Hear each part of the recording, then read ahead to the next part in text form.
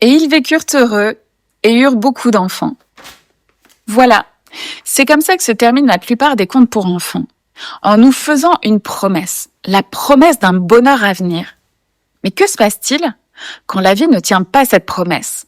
Quand même après avoir traversé des injustices, des désillusions, fait des efforts immenses, le bonheur continue de se faire attendre et de se dérober juste devant nous.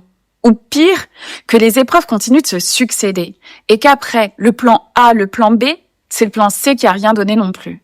Il y a cette phrase de John Lennon que j'aime beaucoup qui dit « Life is what happens when you're busy making plans ».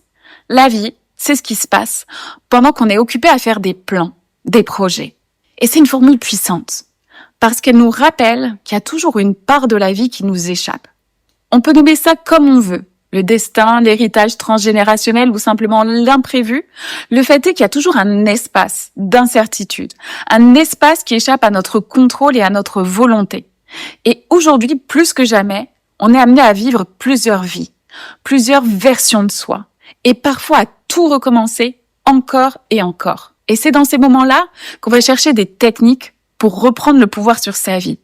Pour certains, ça peut être la manifestation ou loi de l'attraction. Pour d'autres, des méthodes de développement personnel, des affirmations, des rituels, des thérapies.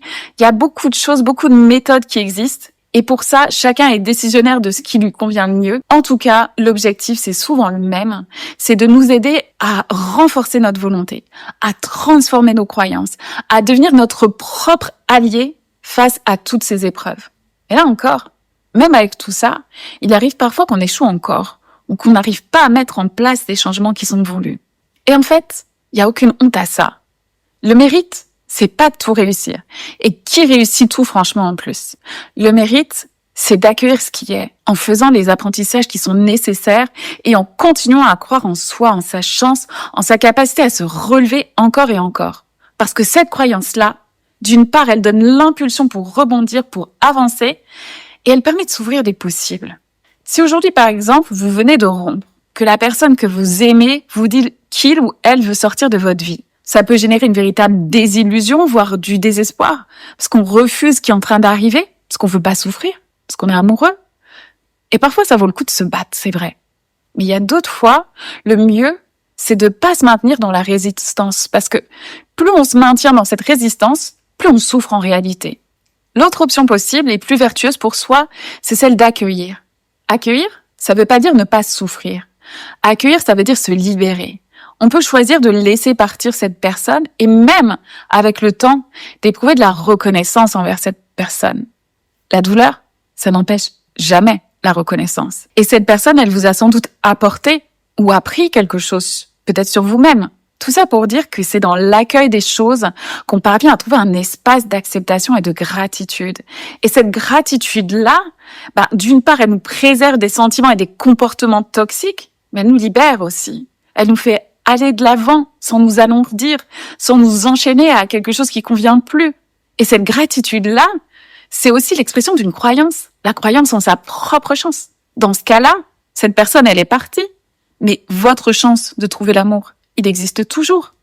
Et si c'est un projet qui n'a pas marché, ne laissez surtout pas non plus la déception effacer tout ce que ce projet vous a appris d'autre. Chaque expérience, même celles qui sont douloureuses, nous apporte toujours quelque chose. Un savoir-faire, des contacts, une expérience à valoriser peut-être, une nouvelle vision de soi avec plus de compétences, d'affirmation, plus d'empathie peut-être, plus de vérité. Vous vous étiez peut-être fait à l'idée que votre bonheur dépendait de ce travail, de cette personne. Mais la vie, elle vous appelle soudain ailleurs. Et à travers cette expérience et cette renaissance, vous avez l'opportunité de découvrir que votre bonheur ne dépend pas ni de ce travail ni de cette personne. Et même qu'il ne dépend de rien ni de personne en réalité. Ça veut pas dire que les expériences et les rencontres qu'on fait ne génèrent pas de joie dans notre vie. Ça veut dire qu'on a su cultiver notre bonheur dans notre jardin et pas dans celui du voisin.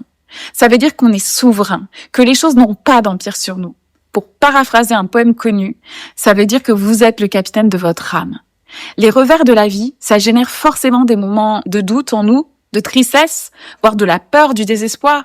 Et au moment où on en aurait le plus besoin, c'est là que c'est pas évident de mobiliser tout son optimisme et son énergie pour rebondir. Mais le fait est que si on regarde bien, la vie ne nous laisse jamais totalement démunis. Il y a toujours quelque part une opportunité à saisir. La magie, elle n'est pas dans les portes qui s'ouvrent toutes seules. Au contraire, elle est dans notre capacité à faire face aux portes fermées, à se réinventer, se reconstruire, renaître, continuer de croire, de s'aimer, d'aimer la vie quoi qu'il en soit. Tout ça, ça vient de l'intérieur. Bien sûr que les circonstances extérieures, elles nous affectent, mais sans être ni vouloir devenir insensible. C'est à travers les épreuves qu'on peut découvrir qu'on a une force morale sur laquelle les circonstances extérieures n'ont aucune prise. Et en vrai, il n'y a rien ni personne qui peut usurper ce pouvoir qui vous appartient en propre, qui est celui de construire votre vie, 1 fois, 2 fois, 3 fois s'il le faut. Ce pouvoir, c'est un pouvoir de résilience.